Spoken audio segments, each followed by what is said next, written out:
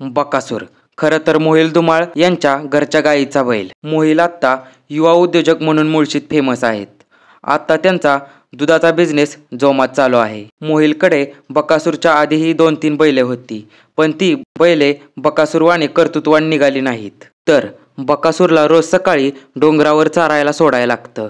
मग त्याला पाहिजे तेवढे चरून झाले की तो त्याच्या मर्जीने घरी माघारी येतो. संध्याकाळी घरी आला की त्याला उडदाची डाळ, मक्याचा भरडा, शेंगदाणी पेंड असा साधा खुराक ठेवावा लागतो. तेवढंच त्याचे खाद्य. बकासूरने त्याच्या पहिल्याच मैदानात वयाच्या 8व्या वर्षी पहिला नंबर घ्यायचा कारनामा करून दाखवला. मोहिलने त्याला लहानपणापासूनच घोडेबरोबर पळायला शिकवले असल्याने आता बकासूर कोणत्याच बैलाबरोबर पळायला थटत नाही. बकासूरने आतापर्यंत सगळ्या शर्यती पहिल्या नाही तर दुसऱ्या नंबरने मारल्या आहेत. बकासूर पुण्याच्या घाटात, घाटाच्या खाली सातारा, सांगली, कोल्हापूर आणि बिनजोडमध्ये, मुंबई, ठाण्यात पण पळतो हे विशेष. त्याच्या मोजक्या मैदानाची नावे सांगायची झाल्यास हिंदकेसरी पुसेगाव, रुस्तमे हिंदकेसरी, आमदार केसरी, पुरंदर केसरी, नारायणपूर, मुळशी, नागठाणे, कर्नलवाडी, बारामती, आराडवाडी अशा मैदानावर तो 1 नंबरचा मानकरी ठरला आहे. हिंदकेसरी पुसेगाव मैदानात सोनारपाड्याच्या मोठ्या सोन्यासोबत